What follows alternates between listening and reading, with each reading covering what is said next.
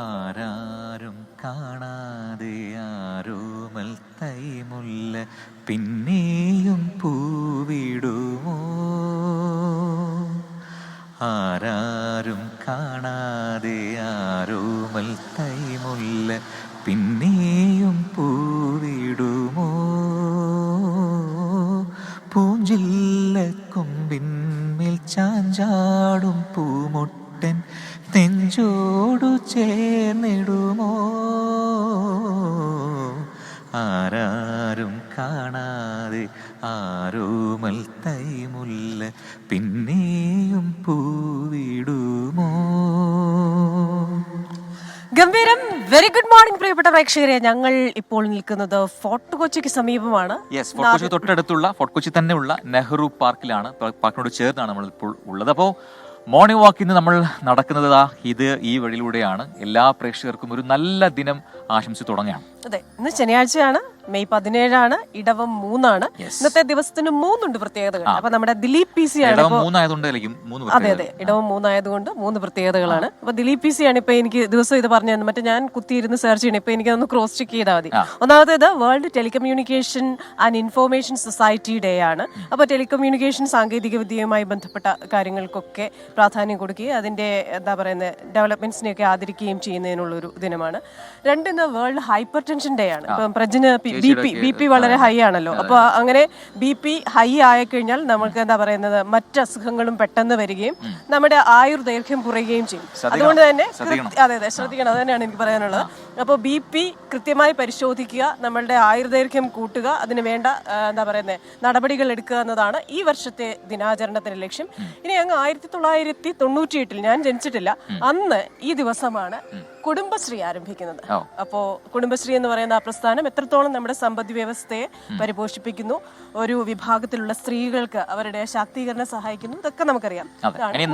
നാലാമത്തെ പ്രത്യേകതയുണ്ട്. ചെറുതായിട്ട് ഇന്ന് മഴ പെയ്യുന്നുണ്ട്. അപ്പോൾ മഴയത്ത് നമ്മൾ നടന്നുകൊണ്ടിരിക്കുകയാണ്. ചാറ്റൽ മഴയൊക്കെ ഉണ്ട് കൊച്ചിയിൽ. അപ്പോൾ എവിടെയൊക്കെ മഴയൊക്കെ ഉണ്ട് എന്ന് പ്രേക്ഷകർക്കും പറയാം. അങ്ങനെ മോർണിംഗ് വാക്കിൽ നിങ്ങൾക്കും പങ്കെടുക്കാം.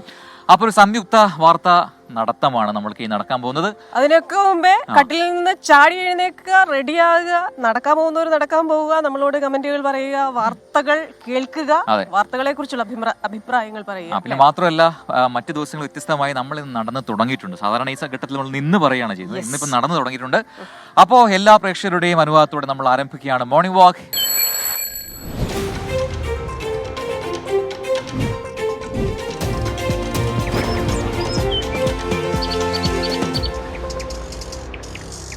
അപ്പോൾ അതാണ് മോർണിംഗ് വാക്കിന്റെ പ്രധാനപ്പെട്ട വാർത്തകൾ ഈ മണിക്കൂറിൽ. ഇനിയിപ്പോൾ കൂടുതൽ വാർത്തകൾ വരുന്ന സമയം കൂടിയാണ്. ഇന്ന് ഒരുപാട് വാർത്തകളിൽ പുതിയ അപ്ഡേറ്റുകൾ പ്രതീക്ഷിക്കുന്നുമുണ്ട്. അപ്പൊ നമുക്ക് ആദ്യ വാർത്തയിലേക്ക് പോയാലോ? അതെ, കഴിഞ്ഞ ദിവസമാണ് G. സുധാകരൻ മുൻമന്ത്രി ഒരു പ്രസ്താവന നടത്തിയത്. അത് പിന്നീട് അങ്ങ് വിവാദമായി മാറി, കേസായി, പുകിലായിരിക്കുന്ന സമയമാണ്. അതിന്റെ അപ്ഡേഷനാണ്.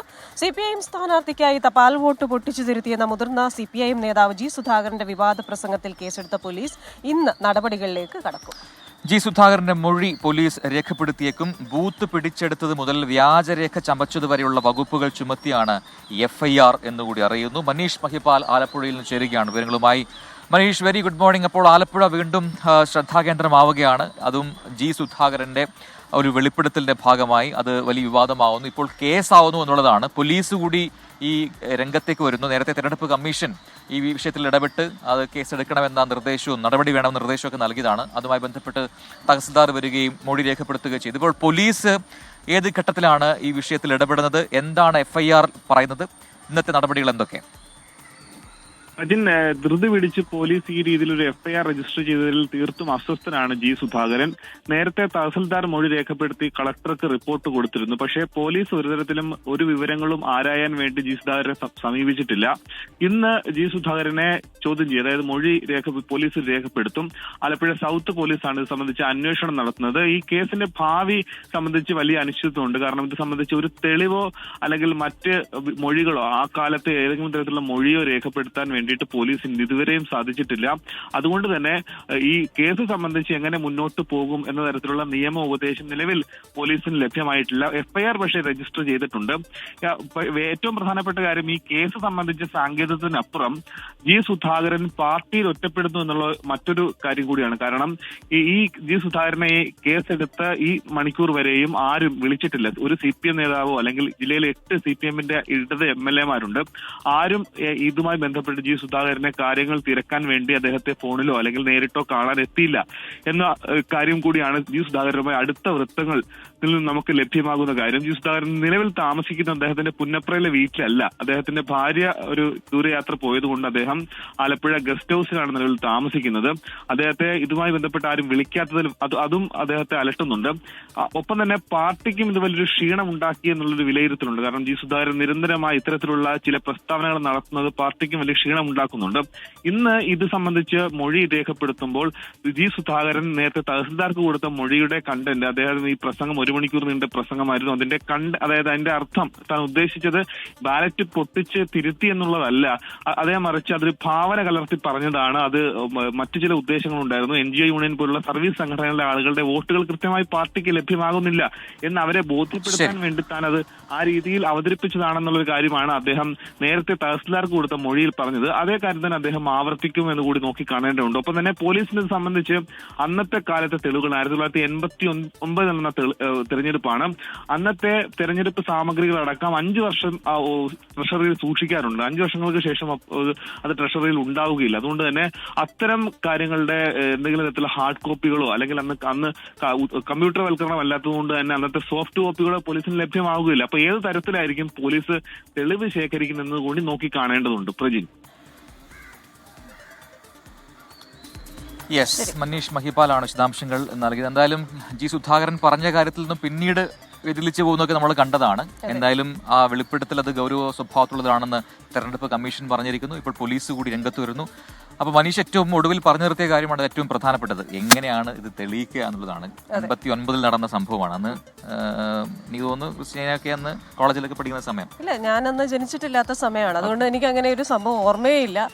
മാത്രമല്ല, ഇങ്ങനെ ഭാവനാത്മകമായി പറഞ്ഞ ഒരു കാര്യം എന്നുള്ള കാര്യം ജി സുധാകരൻ എങ്ങനെ തെളിയിക്കും, തിരികെ ഇങ്ങനെ ഒരു സംഭവം നടന്നു എന്നത് തെരഞ്ഞെടുപ്പ് കമ്മീഷനും മറ്റേ ഭാഗവും എങ്ങനെ തെളിയിക്കും എന്ന ചോദ്യമൊക്കെ ഉയരുന്നുണ്ട്. നമുക്ക് അടുത്ത വാർത്തയിലേക്ക് പോയാലോ? അതെ, അത് ജൂനിയർ അഭിഭാഷകയെ ക്രൂരമായി മർദ്ദിച്ച പ്രതി അഡ്വക്കേറ്റ് ബെയിലിൻ ദാസിന്റെ ജാമ്യാപേക്ഷയിൽ കോടതി ഇന്ന് വിധി പറയുന്ന വാർത്തയാണ്. തിരുവനന്തപുരം മാജിസ്ട്രേറ്റ് കോടതിയാണ് ജാമ്യ ഹർജി പരിഗണിക്കുന്നത്. ബെയിലിൻ ദാസിനെ ഈ മാസം 27 വരെ റിമാൻഡ് ചെയ്തിരുന്നു കോടതി. കഴിഞ്ഞ ദിവസം അശ്വിൻ പാലാഴിയാണ് തിരുവനന്തപുരത്ത് നിന്ന് കൂടുതൽ വിശദാംശങ്ങളുമായി ചേരുന്നത്. Ashwin, very good morning. അപ്പോൾ അഭിഭാഷകയെ മർദ്ദിച്ച കേസിലെ ഇന്ന് ഒരു പ്രധാനപ്പെട്ട ദിനമാണ്. ബെയിലിൻ ദാസിന്റെ ബെയിലിനുള്ള അപേക്ഷ ഇന്ന് കോടതി പരിഗണിക്കുകയാണ്. അപ്പോൾ ബെയിൽ ലഭിക്കുമോ, ജാമ്യം ലഭിക്കുമോ എന്നൊക്കെയുള്ളൊരു ആകാംക്ഷയുണ്ട്. എന്താണ് കോടതിയിൽ പ്രോസിക്യൂഷന്റെ നിലപാട്? ഒപ്പം തന്നെ പ്രതിഭാഗത്തിന്റെ വാദങ്ങൾ എന്താണ്? Christina, Prajin, very good morning. ഇന്ന് ഈ അഭിഭാഷകയെ മർദ്ദിച്ച കേസുമായി ബന്ധപ്പെട്ട് ഏറ്റവും നിർണായകമായ ദിവസമാണ്. ഇതിൽ നിലവിൽ ഈ ബെയിലിൻ ദാസിനെതിരെ ചുമത്തിയിരിക്കുന്നത് ഇന്നലെ അധികമായി ചേർത്ത ഒരു വകുപ്പ് കൂടി കൂട്ടി ആകെ 4 വകുപ്പുകളാണ്. അതിൽ ജാമ്യം നിഷേധിക്കാവുന്ന വകുപ്പ് ഒന്നേ ഉള്ളൂ, അതായത് നോൺ ബെയിലബിൾ കുറ്റകൃത്യമോ ഒന്നേ ഉള്ളൂ. അത് സ്ത്രീത്വത്തെ അപമാനിക്കലാണ്. ഇന്നലെ ഈ കേസിൻ്റെ വാദം തിരുവനന്തപുരം കോടതിയിൽ നടക്കുമ്പോൾ അത് ആ വകുപ്പ് നിലനിൽക്കില്ല എന്നുള്ളതായിരുന്നു പ്രതിഭാഗത്തിൻ്റെ വാദം. അതായത് ഇത് തൊഴിലിടത്തിലുണ്ടായ തർക്കം മാത്രമാണ്. 2 ജൂനിയർ അഭിഭാഷകർ തമ്മിൽ ഉണ്ടായ തർക്കത്തെ അത് ഒതുക്കി തീർക്കാൻ, ആ പ്രശ്നം പരിഹരിക്കാൻ വേണ്ടി മുതിർന്ന അഭിഭാഷകൻ എന്ന നിലയിൽ താൻ ഇടപെടുന്നു. അതിനിടെ അതൊരു തർക്കമായി മാറി. അങ്ങനെ ആദ്യം തന്നെ മർദ്ദിക്കുന്നത് ശ്യാമിലിയുടെ മർദ്ദനം ചെറുക്കുന്നതിനിടെ ഉണ്ടായ ഒരു ചെറുത്തുനിൽപ്പ് മാത്രമാണ് ശ്യാമിലിക്കെതിരെ ഉണ്ടായ അതിക്രമം എന്നുള്ളതായിരുന്നു ഇന്നലെ ബെയിലിൻ ദാസിന് വേണ്ടി പ്രതിഭാഗം ഇന്നലെ കോടതിയിൽ വാദിച്ചത്. അതൊരു തൊഴിൽ തർക്കം എന്നതിനപ്പുറത്തേക്ക് സ്ത്രീത്വത്തെ അപമാനിക്കുന്ന ഒരു ഘടകം അതിലില്ല എന്നുള്ളതായിരുന്നു ഈ ബെയിലിൻ ദാസിൻ്റെ വാദം. അതേസമയം ഈ തൊഴിലിടത്തിലുണ്ടായ അതിക്രമത്തിനപ്പുറം മനഃപൂർവ്വം കരുതിക്കൂട്ടിയുള്ള അക്രമമാണ് എന്നാണ് ഈ ശ്യാമിലിയുടെ അഭിഭാഷക വാദിച്ചത്. അതുകൊണ്ട് തന്നെ ജാമ്യം നൽകരുത്, ജാമ്യം നൽകിയാൽ തന്നെ അത് സാക്ഷികളെ സ്വാധീനിക്കുന്ന ഉൾപ്പെടെയുള്ള കാര്യങ്ങളിലേക്ക് പോകും. പ്രത്യേകിച്ച് പ്രതി ഒരു അഭിഭാഷകൻ കൂടിയായ സാഹചര്യത്തിൽ ജാമ്യം നൽകിയാൽ അത് നീതി നിഷേധത്തിൻ്റെ ഒരു ഘടകം കൂടി അതിലുണ്ട്. നീതി നിഷേധിക്കുന്നൊരു അവസ്ഥ ഉണ്ടാകും എന്നുള്ളതൊക്കെയായിരുന്നു വാദിഭാഗത്തിൻ്റെ കോടതിയിലെ വാദം. എന്തായാലും എന്താണ് അതിൽ തീരുമാനം എന്നുള്ള കാര്യത്തിൽ ഇന്ന് നമുക്ക് ഒരു വ്യക്തതയുണ്ടാകും. നേരത്തെ സൂചിപ്പിച്ചതുപോലെ 4 വകുപ്പിൽ 1 മാത്രമാണ് നോൺ ബെയിലബിൾ. അത് നിലനിൽക്കുമോ എന്നുള്ളതാണ് പ്രധാനപ്പെട്ട ചോദ്യം. ജാമ്യം ലഭിക്കാനുള്ള സാധ്യത തള്ളിക്കളയാനാവില്ല എന്നുള്ളതാണ് മറ്റൊരു പ്രധാനപ്പെട്ട കാര്യം.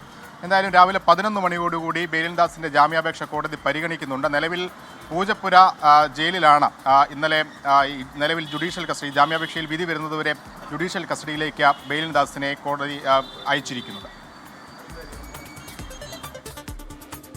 സച്ചിൻ പാലാഴിയാണ് വിശദാംശങ്ങൾ നൽകിയത്. അപ്പൊ എന്തായാലും താങ്കൾ വളരെ പ്രാസമൊപ്പിച്ച് ബെയിലിന് ബെയിൽ കിട്ടുമോ എന്നൊക്കെ ചോദിച്ച് എന്നെ ഹഠാത് ആകർഷിച്ചു. അതാണ്.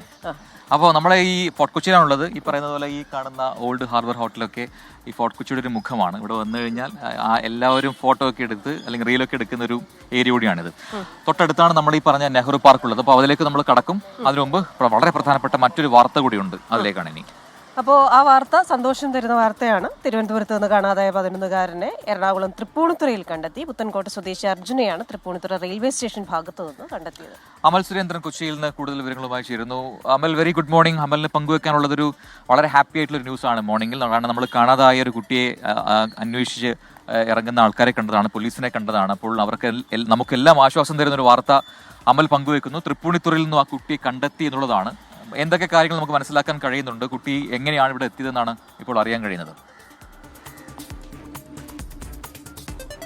Very good morning Prajin, Christina. ഏതായാലും ആശ്വാസത്തിന്റെ ഒരു വാർത്ത നൽകിക്കൊണ്ടാണ് നമ്മൾ മോർണിംഗ് ഷോയിൽ കടന്നു വരുന്നത്. ഏതായാലും കുട്ടിയെ ഇന്നലെ കാണാതാകുന്നത്, അതായത് തിരുവനന്തപുരം പുത്തൻകോട്ട് സ്വദേശിയായിട്ടുള്ള അർജുനെ ഇന്നലെ വൈകുന്നേരമാണ് കാണാതാകുന്നത്. 11 വയസ്സുകാരനായ അർജുനെ കാണാതായതോടെ നാട്ടുകാരും കുടുംബവും ഒക്കെ വല്ലാത്തൊരു ആശങ്കയിൽ പെടുന്ന ഒരു സാഹചര്യം ഉണ്ടായിരുന്നു. ഇതിനെ തുടർന്ന് തിരുവനന്തപുരം ഫോർട്ട് സ്റ്റേഷനിൽ കേസെടുക്കുകയും പോലീസ് ഊർജിതമായിട്ടുള്ള അന്വേഷണം നടത്തി വരികയുമായിരുന്നു. അതിനിടയിലാണ് ഇന്നലെ 12 മണിയോടുകൂടി, അർദ്ധരാത്രിയോടുകൂടി കുട്ടിയെ തൃപ്പൂണിത്തുറ റെയിൽവേ സ്റ്റേഷനിൽ നിന്ന് കണ്ടെത്തുന്ന സാഹചര്യം ഉണ്ടായത്. തൃപ്പൂണിത്തുറ പോലീസ് സ്റ്റേഷന്റെ നേതൃത്വത്തിൽ, പോലീസ് ഉദ്യോഗസ്ഥരുടെ നേതൃത്വത്തിലുള്ള അന്വേഷണ സംഘമാണ് കുട്ടിയെ കണ്ടെത്തിയത്.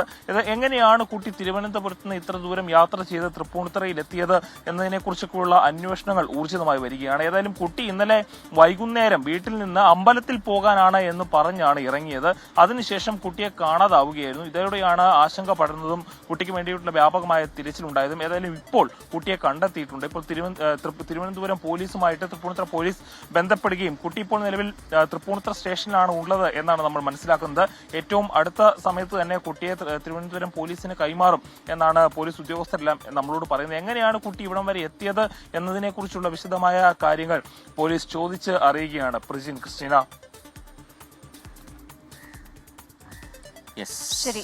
അമൽ സുരേന്ദ്രനാണ് കൊച്ചിയിൽ നിന്നും വാർത്തയുടെ വിശദാംശങ്ങൾ നൽകിയത്. ഈ കഴിഞ്ഞ ആഴ്ച ഇതുപോലെ പല കുട്ടികളും ഇതുപോലെ വീട് വിട്ടിറങ്ങിയ വാർത്ത, അതിലൊരു കുട്ടി ഫോർട്ട് കൊച്ചിയിൽ വന്നൊരു ഹോട്ടലിൽ ജോലി ചെയ്യുന്നതായിട്ടുള്ള വാർത്ത. അപ്പോൾ വീടിന്റെ ആ സുരക്ഷിതത്വവും സ്നേഹവും തണലും ഒക്കെ ഒഴിവാക്കി എന്തുകൊണ്ട് ഈ കുഞ്ഞുങ്ങൾ ഇങ്ങനെ പോകുന്നു എന്ന് ഒന്ന് അന്വേഷിക്കേണ്ട കാര്യം തന്നെയാണെന്ന് തോന്നുന്നു. അതുകൊണ്ട് അതോടൊപ്പം തന്നെയാണ് ഈ വീട്ടകങ്ങൾ സുരക്ഷിതമാണോ എന്നൊരു വലിയ ചോദ്യം. കാരണം ഈ നമ്മൾ കാണുന്ന അത്രയും അക്രമങ്ങൾ, കൊലപാതകങ്ങളൊക്കെ ഇപ്പോൾ വീടുകളിലും ഉണ്ടാവുന്നുണ്ട്.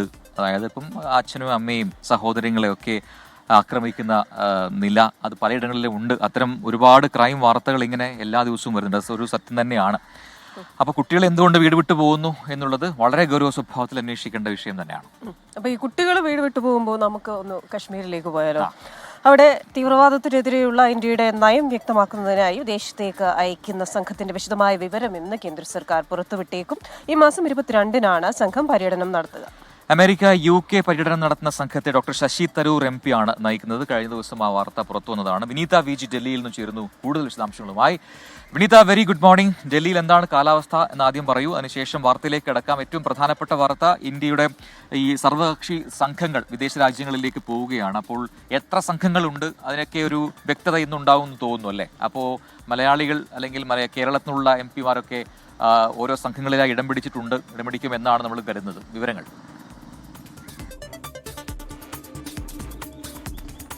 Very good morning Prajin and Christina. Prajin, കാലാവസ്ഥ പറയുകയാണെങ്കിൽ ഡൽഹിയിൽ ഇങ്ങനെ അതീവ ചൂട് ഇങ്ങനെ കൂടി വരുന്നൊരു കാലാവസ്ഥയാണ്. നമുക്ക് രാത്രിയൊക്കെ ഇങ്ങനെ സഹിക്കാൻ കഴിയാത്ത അത്രയും വലിയ ചൂടിലേക്ക് ഇങ്ങനെ ഡൽഹി കടക്കുന്നതാണ് നമുക്ക് കാണാൻ കഴിയുന്നത്.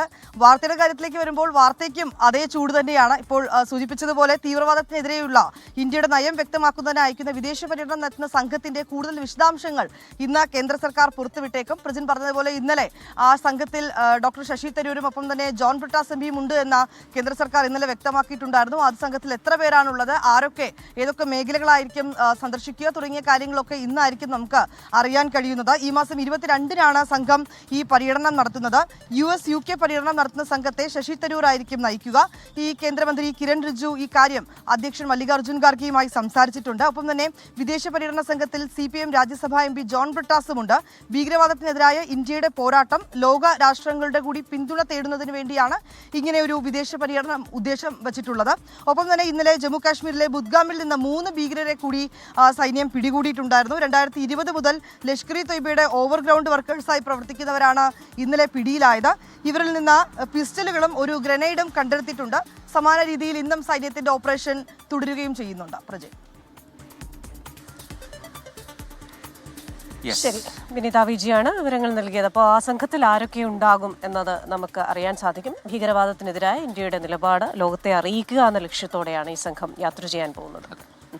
അപ്പോൾ മറ്റനേകം വാർത്തകളുണ്ട്, ഒപ്പം തന്നെ ദേശീയ വാർത്തകളൊക്കെ വരുന്ന സമയം കൂടിയാണ്. നമുക്ക് അതും കൂടെ ഒന്ന് അറിയണ്ടേ? അതെ, അപ്പോൾ നമ്മുടെ 1, 2, 3, 4, 5 ദേശീയ വാർത്തകളിലേക്കാണ് നമ്മൾ പോകുന്നത്.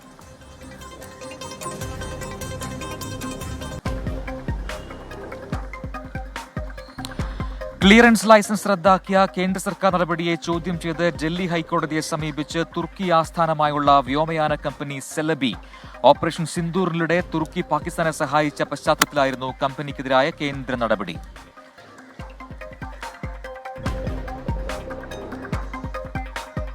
ഓപ്പറേഷൻ സിന്ദൂറിന്റെ പേരിൽ രാഷ്ട്രീയ നേട്ടം കൊയ്യാനുള്ള നീക്കമാണ് കേന്ദ്ര സർക്കാരിന്റേതെന്ന് കോൺഗ്രസ്. പാകിസ്ഥാനെതിരായ സൈനിക നടപടിയിൽ ഐക്യദാർഢ്യത്തിന് ആഹ്വാനം ചെയ്തിട്ടും BJP കോൺഗ്രസിനെ തുടർച്ചയായി അപകീർത്തിപ്പെടുത്തുകയാണെന്നും കോൺഗ്രസ് നേതാവ് ജയ്റാം രമേശ്.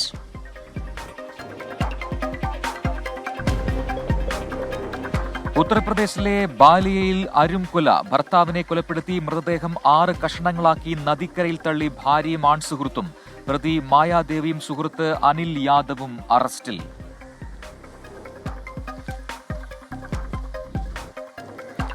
ബീഹാറിലെ പ്രധാന നഗരമായ ഗയയുടെ പേരുമാറ്റി ഗയ നഗരത്തിന്റെ പേര് ഗയാജി എന്ന് പുനർനാമകരണം ചെയ്യാനുള്ള തീരുമാനത്തിന് ബീഹാർ മന്ത്രിസഭയുടെ അംഗീകാരം.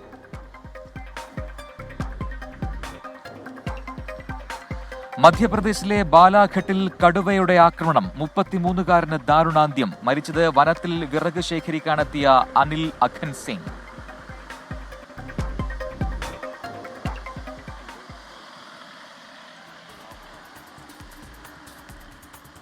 അപ്പോൾ പ്രിയപ്പെട്ട പ്രേക്ഷകരെ, നിങ്ങളിലേക്ക് ഏറ്റവും അധികം വാർത്തകൾ ഈ 6 മണി മുതൽ 7 മണി വരെയുള്ള സമയത്ത് എത്തിക്കുക എന്ന ലക്ഷ്യത്തോടെയാണ് നമ്മൾ ഈ 1, 2, 3, 4, 5 പല കാറ്റഗറിയിലായിട്ട് നൽകുന്നത്. അപ്പോൾ വാർത്ത കിട്ടുന്നില്ല എന്നൊരു വിഷമം വേണ്ട. വാർത്തകളുടെ പൂക്കൂടയിൽ നിന്ന് വാർത്തകൾ ഞങ്ങൾ അങ്ങനെ വാരി വിതറുകയാണ്. അപ്പോൾ എനിക്ക് ഇക്കണോമിക് ടൈംസിൽ അല്പസമയം മുമ്പ് വന്ന ഒരു റിപ്പോർട്ട് കൂടെ പറയാനുണ്ട്.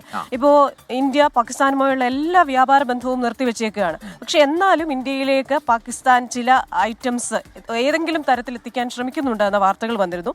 അത് UAE, ഇറാൻ എന്നീ രാജ്യങ്ങളിൽ നിന്ന് ഇന്ത്യയിലേക്ക് വരുന്ന ഇമ്പോർട്ട് അല്ലെ ഇറക്കുമതിയിലൂടെയാണ്. അപ്പോൾ ഈ സാധനങ്ങൾ മുഴുവൻ നമ്മൾ കൃത്യമായി പരിശോധിക്കും. ഏതെങ്കിലും ലേബലിൽ മെയ്ഡ് ഇൻ പാകിസ്ഥാൻ എന്നുണ്ടെങ്കിൽ നമ്മളത് തിരിച്ചയക്കും എന്നൊരു തീരുമാനത്തിലേക്ക് എത്തിയിട്ടുണ്ട്. അത് ശരി. അപ്പോൾ ഒരു രീതിയിലും ആ ട്രേഡ് മുന്നോട്ട് കൊണ്ടുപോകാൻ ഈ നിലയ്ക്ക് പറ്റില്ല എന്നാണ് ഇന്ത്യ നിലപാട് വ്യക്തമാക്കിയിരിക്കുന്നത്. ഈ വ്യാപാരം തടസ്സമായപ്പോൾ പാകിസ്ഥാനിൽ അതിരൂക്ഷമായ വിലക്കയറ്റമാണ്.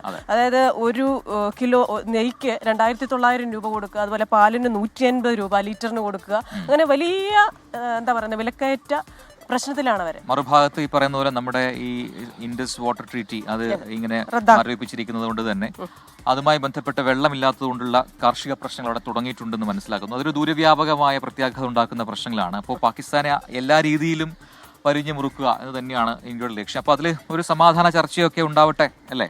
നോക്കാം. അപ്പോൾ നമുക്ക് വാർത്തയിലേക്ക് വരാം.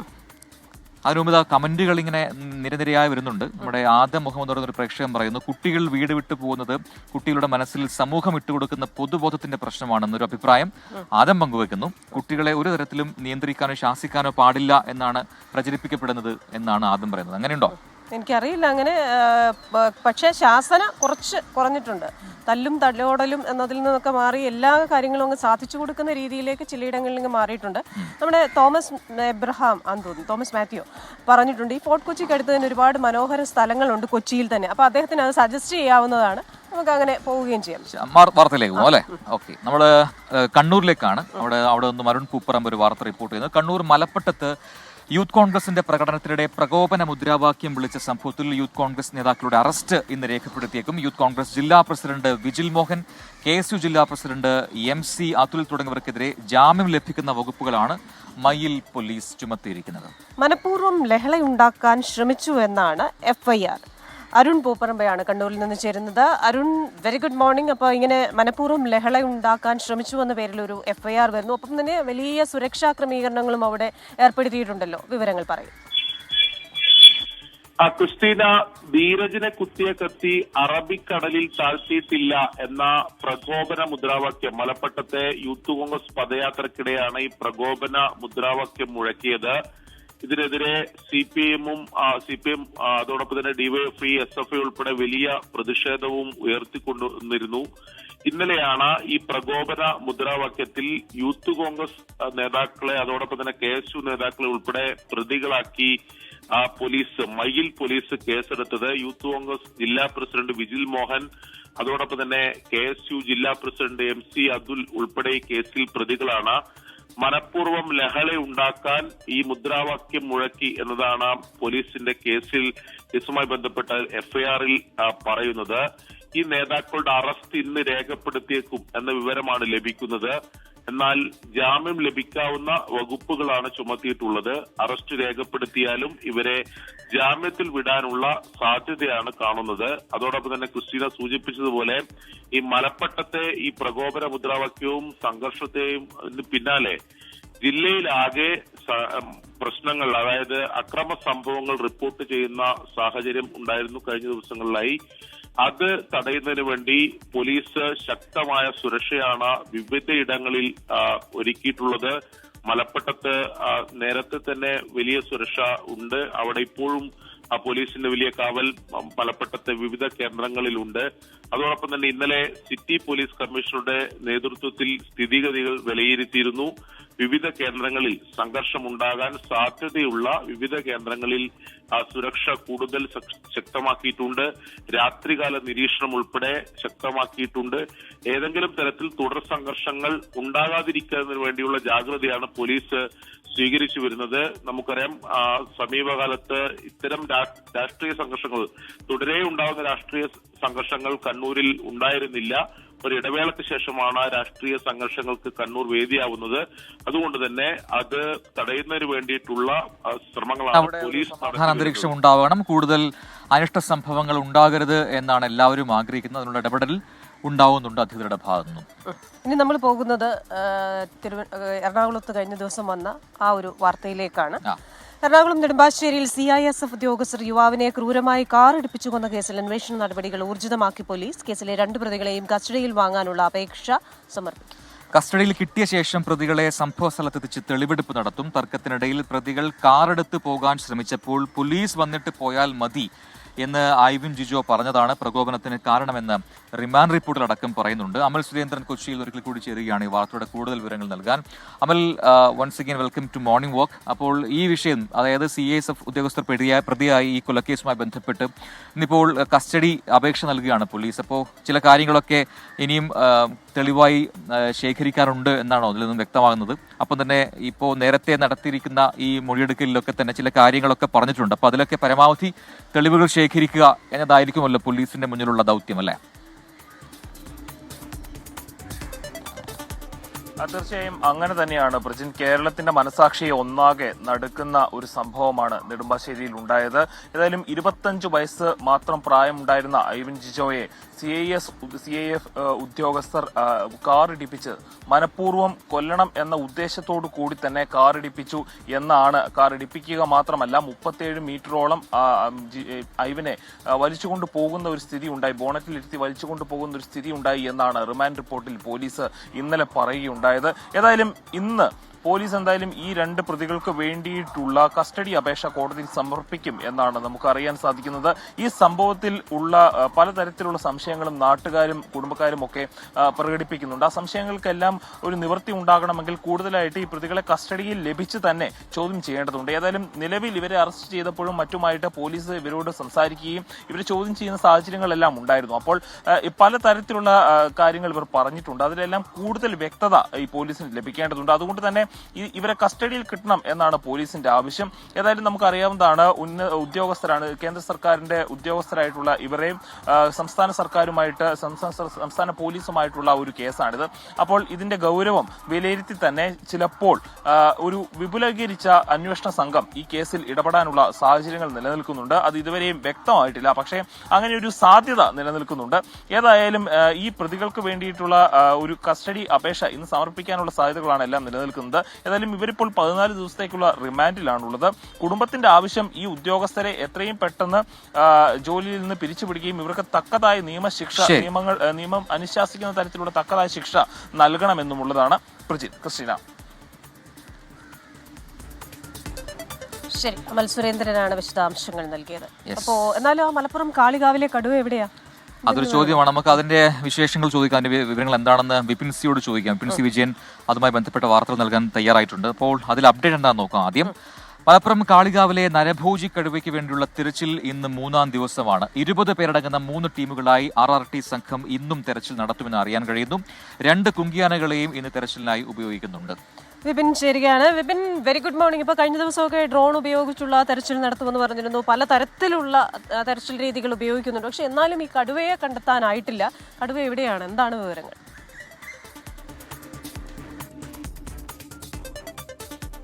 Good morning Christina. പ്രജിൻ, ഈ കടുവയെ പിടികൂടുക എന്നുള്ള വലിയ ദൗത്യത്തിലാണ് വനംവകുപ്പുള്ളത്. ഉന്നത ഉദ്യോഗസ്ഥരൊക്കെ കാളികാവിൽ ഇവിടെ നിൽക്കുന്നുണ്ട്. CCF ഉൾപ്പെടെയുള്ളവർ ക്യാമ്പ് ചെയ്തുകൊണ്ട് തന്നെയാണ് ഈ പ്രവർത്തനങ്ങൾ ഏകോപിപ്പിക്കുന്നത്.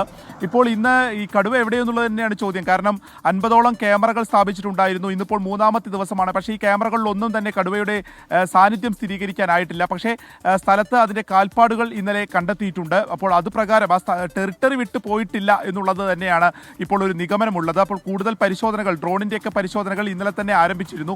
ഇന്നിപ്പോൾ കുങ്കിയാനകളെ 2 കുങ്കിയാനകളെയാണ് എത്തിച്ചിരിക്കുന്നത്.